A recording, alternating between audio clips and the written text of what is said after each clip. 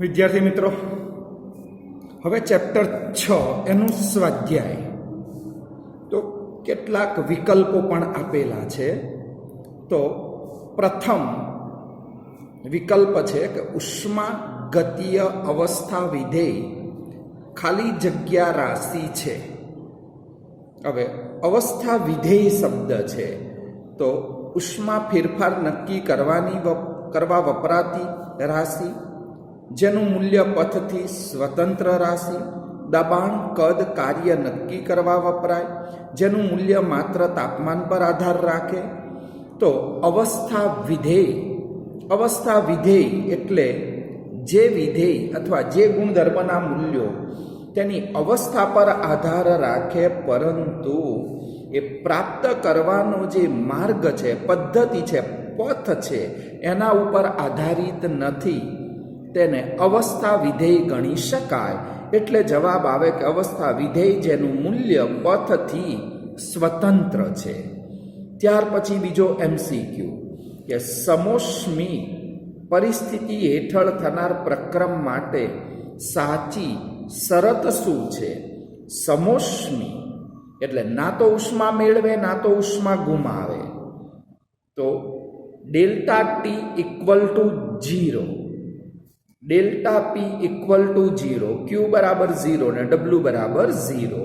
તો સમોષ્મી એટલે ના ઉષ્મા મેળવે ના ગુમાવે. તો મેળવેલી કે ગુમાવેલી ઉષ્મા ક્યુ બરાબર શું થશે? 0. ત્યાર પછીનો ત્રીજો પ્રશ્ન કે બધા જ તત્વોની એન્થાલ્પી તેમની પ્રમાણિત અવસ્થામાં કેટલી હોય? તો તત્વની એન્થાલ્પી ને આગળ પણ તમને સમજાયું છે કે કોઈ પણ તત્વ અન્ય તત્વ સાથે પ્રક્રિયા કરે, સંયોજન બનાવે તો જ એની પ્રમાણિત એન્થાલ્પી કે સર્જન એન્થાલ્પી હોઈ શકે. બાકી દરેક તત્વની પ્રમાણિત એન્થાલ્પીનું મૂલ્ય હંમેશા કેટલું હોય? 0. એટલે O2, N2, Na, Mg ધાતુઓ જે એકલા તત્વો છે, એકલા છે તત્વો કહેવાય, એમની પ્રમાણિત અવસ્થામાં એન્થાલ્પી 0 હોઈ શકે છે. હવે મિથેનના દહનનું ડેલ્ટા યુનું મૂલ્ય -x કિલો જૂલ પ્રતિ મોલ હોય છે. તો ડેલ્ટા H અંશ એનું મૂલ્ય શું થઈ શકે છે? હવે મિથેન છે એનું દહન કરવું છે, તો મિથેનના દહન માટે આપણે પ્રક્રિયા લખવી પડે કે મિથેન એટલે CH4, એનું હવાની હાજરીમાં દહન થાય. કોઈ પણ કાર્બનિક પદાર્થનું દહન થાય એટલે CO2 વત્તા H2O જ બને. સંતુલનમાં 4 હાઇડ્રોજન હોવાથી 4, ઓક્સિજન 2 ને 2 4, એટલે અહીંયા 2O2 થઈ શકે. હવે આ જે મિથેન છે એનું હવાની હાજરીમાં તમે દહન કર્યું, CO2 ગેસ, H2O ગેસ ઉત્પન્ન થાય છે. હવે એના માટે આપણે ડેલ્ટા Ng શોધીએ તો ડેલ્ટા Ng બરાબર Np માઇનસ Nr થઈ શકે છે. હવે ડેલ્ટા Ng બરાબર નિપજોના મોલ, પણ ફક્ત કયા? વાયુમય અવસ્થા ધરાવતી જ પ્રણાલી તમારે લેવી પડે, અને વાયુ અવસ્થા ધરાવતી જ પ્રણાલીમાં નિપજના મોલ માઇનસ પ્રક્રિયકના મોલ તમે લઈ શકો છો. તો અહીંયા આગળ આપણી પાસે મિથેન શું છે? Gas, oxygen gas, CO2 gas અને H2O શું હોય છે? લિક્વિડ. તો નિપજના ગેસના મોલ કેટલા થયા? 1. પ્રક્રિયકના ગેસના મોલ કેટલા થયા? 3. એટલે ડેલ્ટા Ngનું મૂલ્ય શું થયું? -2. તો હવે તમને ક્લિયર કે ડેલ્ટા Ngનું મૂલ્ય <0, તો ડેલ્ટા H ડેલ્ટા U થઈ શકે છે. એટલે ડેલ્ટા એચ અંશ લેસ ધેન ડેલ્ટા યુ અંશ માટે અહીંયા આગળ ડેલ્ટા એચ અંશનું મૂલ્ય શું હશે? તો ડેલ્ટા એચ અંશ લેસ ધેન ડેલ્ટા યુ અંશ, એટલે આ વિકલ્પ થઈ શકે છે. એટલે કોઈ પણ ઓર્ગેનિક વાયુ છે મિથેન, હવાની હાજરીમાં દહન કર્યું CO2 અને H2O, ભૌતિક સ્થિતિ ધ્યાનમાં રાખજો, H2O લિક્વિડ, બાકીના બધા ગેસ, સમીકરણ સંતુલિત કર્યા પછી ડેલ્ટા એનજી શોધો અને પેલી 3 શરતો ધ્યાનમાં રાખો કે ડેલ્ટા એનજી ગ્રેટર ધેન 0 તો delta H greater than delta U, delta n g less than 0 તો delta H less than delta U. એટલે એક સારો MCQ છે આ. હવે ત્યાર પછી 6.5 કે 298 કેલ્વિન તાપમાને મિથેન, ગ્રેફાઇટ અને ડાયહાઇડ્રોજન આ ત્રણની દહન એન્થાલ્પી અનુક્રમે 890.3 કિલો જૂલ પ્રતિ મોલ અને -393.5 કિલો જૂલ પ્રતિ મોલ અને -285.8 કિલો જૂલ પ્રતિ મોલ છે. તો મિથેનની સર્જન એન્થાલ્પી કેટલી હોઈ શકે છે? તો સૌ પ્રથમ હવે આપણે મિથેનની સર્જન એન્થાલ્પી શોધવી છે. તો સ્વાધ્યાયનો હવે આપણે અહીંયાથી કોયડો શરૂ કરીએ છીએ. તો સ્વાધ્યાયની અંદર વિકલ્પો તો તમને ખબર છે કે 6.1માં બીજો જવાબ આવ્યો, 6.2માં તમારે ત્રીજો જવાબ આવ્યો, 6.3માં અહીંયા બીજો જવાબ આવ્યો ને 6.4માં તમારે ત્રીજો જવાબ આવી ગયો છે. હવે 6.5થી આપણે શરૂઆત કરીએ કે 298 કેલ્વિન તાપમાને મિથેન એટલે CH4, ગ્રેફાઇટ એટલે કાર્બન ગ્રેફા, અને ત્યાર પછી ડાયહાઇડ્રોજન એટલે H2. આ દરેકની દહન એન્થાલ્પી, કોઈ પણ એન્થાલ્પી આપે દરેકની સંજ્ઞા હંમેશા શું હોય? ડેલ્ટા એચ જ હોય. તો દરેકની દહન એન્થાલ્પી આપણને આપેલી છે, જેમાં મિથેન છે એની દહન એન્થાલ્પી -890.3 કિલો જૂલ પ્રતિ મોલ, કાર્બન ગ્રેફાઇટ બીજું છે -393.5 કિલો જૂલ પ્રતિ મોલ, અને ડાયહાઇડ્રોજન જેની -285.8 કિલો જૂલ પ્રતિ મોલ. તો તમારે CH4 મિથેન એની સર્જન એન્થાલ્પી શોધવી છે. તો મિથેનની સર્જન એન્થાલ્પી તમે શોધો છો. તો સૌ પ્રથમ તમારે આ દહન એન્થાલ્પી આપેલી છે અને મિથેનનું શું કરવું છે? સર્જન કરવું છે. મિથેનનું સર્જન કરવું હોય તો મિથેનની બનાવટ દર્શાવતી તમારે પ્રક્રિયા લખવી પડે.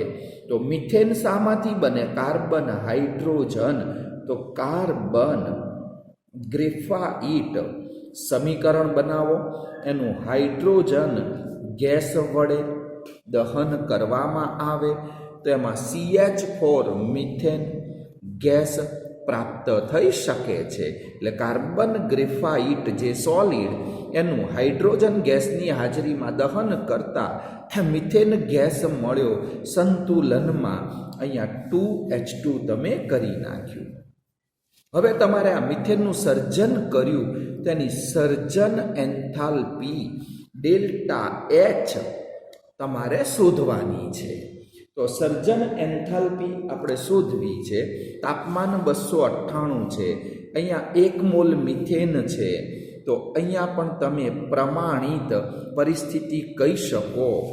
તો આપણી પાસે સૂત્ર શું છે? તો કે ડેલ્ટા એચ બરાબર અથવા ડેલ્ટા એચ અંશ બરાબર HP અંશ માઇનસ HR અંશ, એટલે કે સિગ્મા HP અંશ માઇનસ સિગ્મા HR અંશ ગણી શકાય.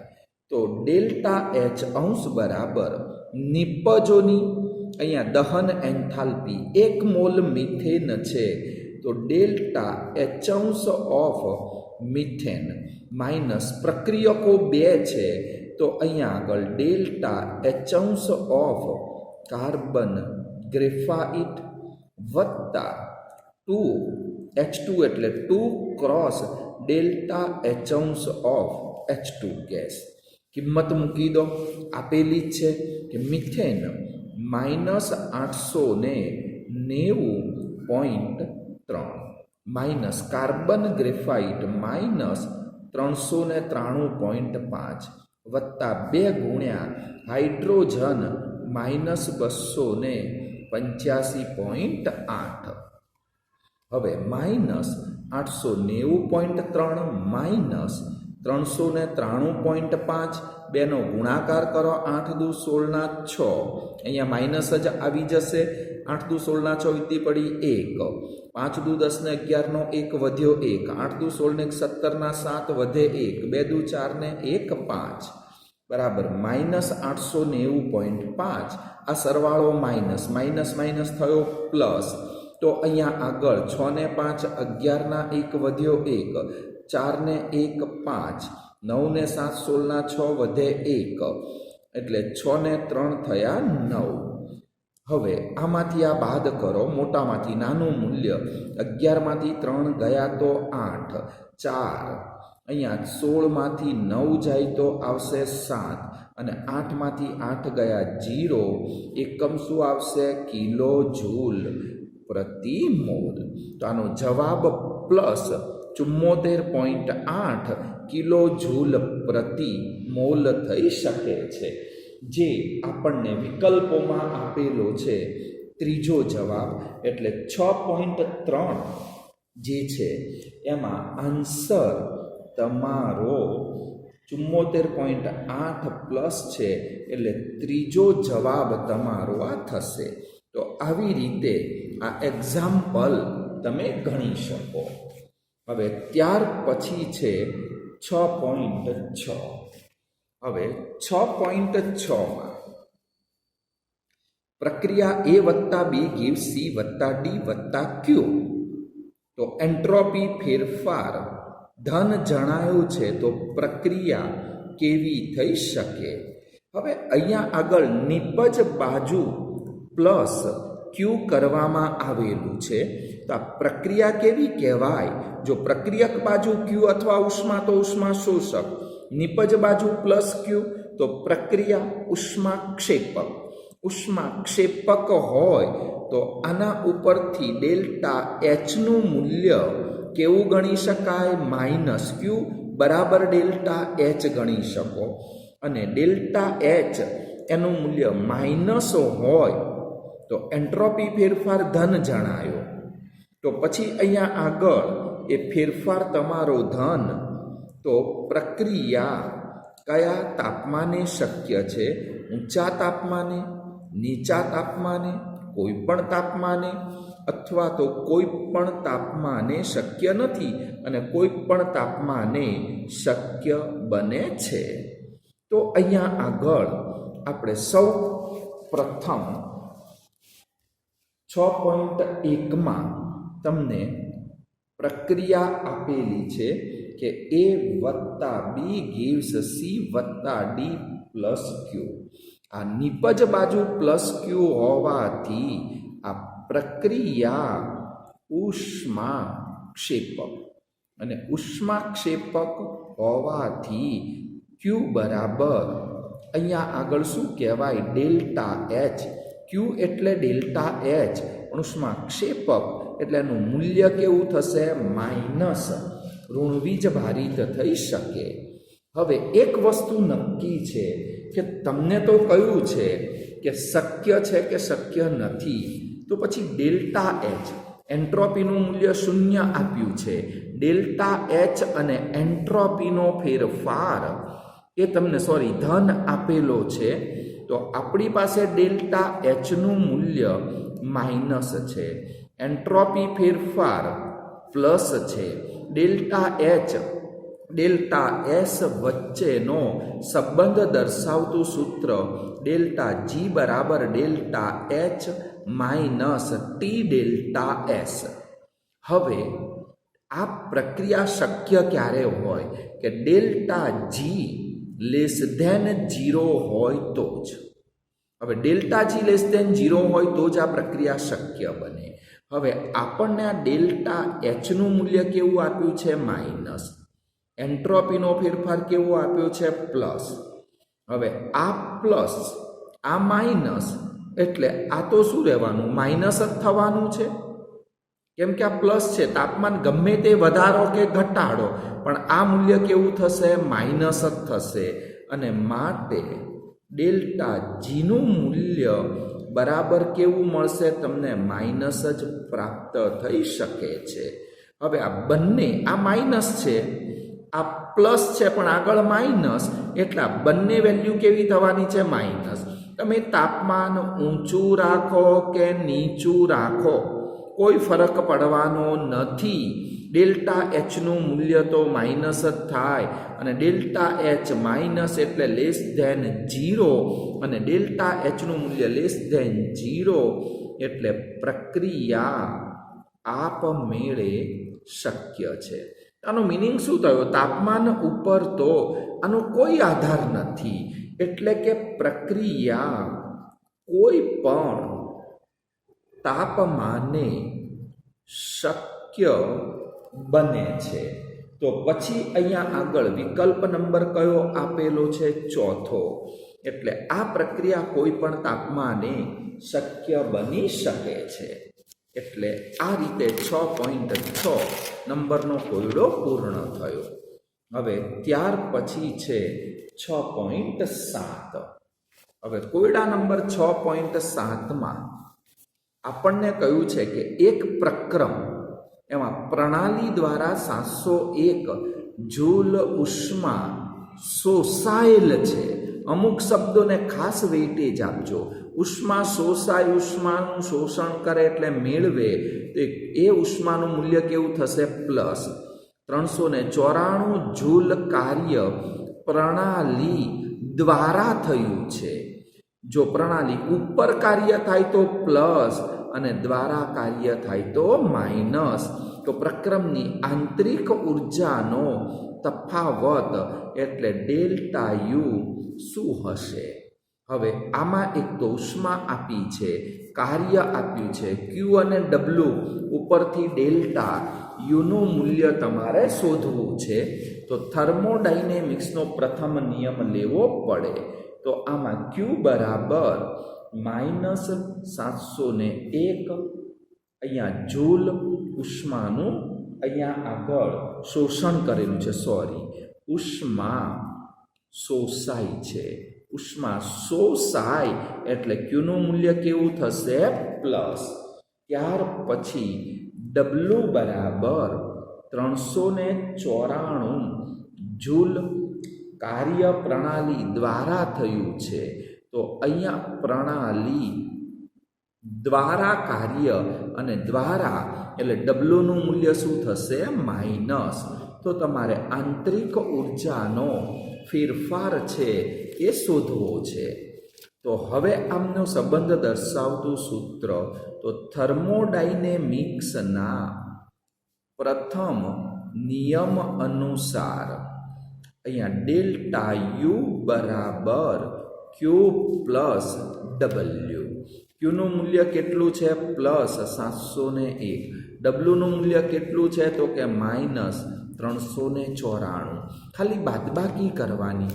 11માંથી 4 ગયા તો રહ્યા કેટલા? 7. 9માંથી 9 ગયા 0.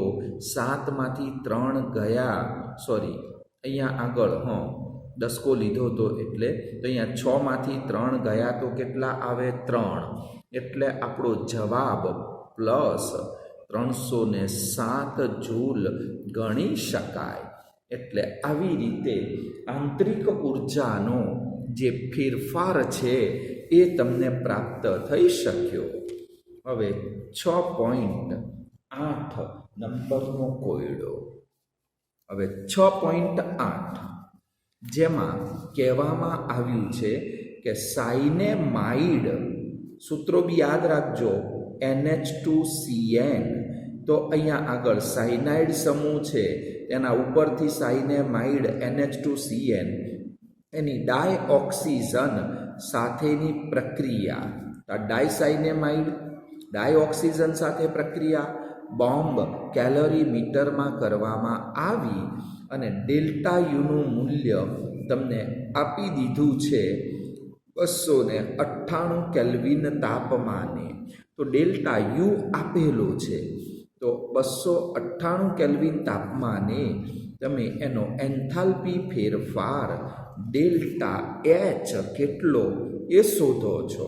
કોઈ પણ જગ્યાએ ડેલ્ટા યુ ઉપરથી delta H K delta H ઉપરથી ડેલ્ટા યુ શોધવાનું આવે તો એ બંને વચ્ચેનો સંબંધ દર્શાવતું સૂત્ર તમારે લેવું પડે કે ડેલ્ટા એચ બરાબર delta you plus delta NGRT. આ સૂત્રનો તમારે ઉપયોગ કરવો પડે છે, જેમાં દહન પ્રક્રિયાનું સમીકરણ તમને આપી દીધેલું છે.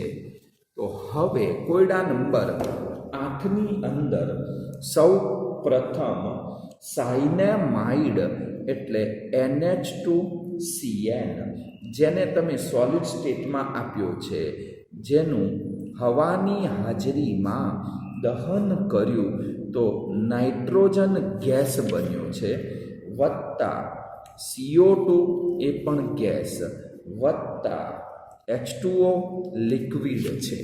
આ ઇક્વેશન આપી દીધું છે. હવે આપણને કહ્યું છે કે આ પ્રક્રિયા માટે ડેલ્ટા યુ આંતરિક ઉર્જાનો ફેરફાર -742.7 કિલો જૂલ પ્રતિ મોલ છે. તો 298 કેલ્વિન તાપમાને તેનો એન્થાલ્પી ફેરફાર ડેલ્ટા એચ તમારે શોધવો છે. આ બંને વચ્ચેનો સંબંધ દર્શાવતું સૂત્ર ડેલ્ટા NGRT વાળું. કેમ તો કે સમીકરણમાં ગેસ ઓછામાં ઓછો એક પણ મોલ ગેસનો આપે એટલે ડેલ્ટા NGRT વાળા સૂત્ર ઉપરથી જ ડેલ્ટા એચ ઉપરથી ડેલ્ટા યુ શોધાય.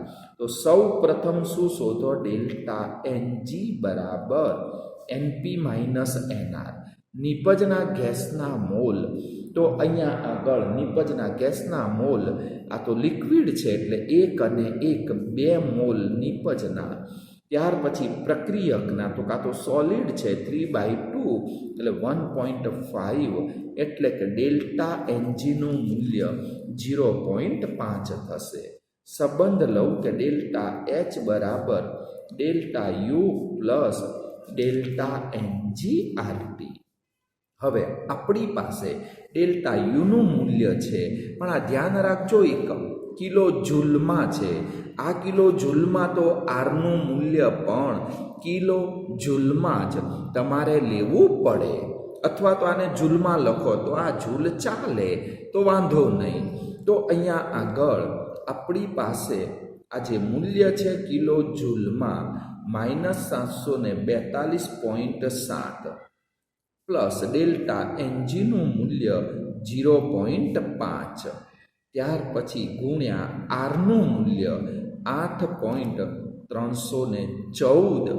પણ આ ખાસ ધ્યાન રાખજો, કાં તો આ કિલો જૂલમાંથી જૂલમાં અથવા જૂલને કિલો જૂલમાં તો ઇન્ટુ 10⁻³ કરો. તાપમાન તો તમને આપેલું છે 298 -742.7. આ ત્રણેયનો તમારે ગુણાકાર કરવો પડશે. તે ત્રણેયનો ગુણાકાર કરશો એટલે 1.2 આ ત્રણેયનો ગુણાકાર આવે, બાદબાકી કરવાની રહેશે. 7માંથી 2 ગયા તો 5, અહીંયા આગળ 2માંથી 1 ગયો તો 1, અહીંયા આગળ 74 ના 74 રહેશે, માઇનસ કિલો જૂલ પ્રતિ મોલ. જો ડેલ્ટા યુ કિલો જૂલ પ્રતિ મોલ તો ડેલ્ટા એચ પણ કિલો જૂલ પ્રતિ મોલ થશે.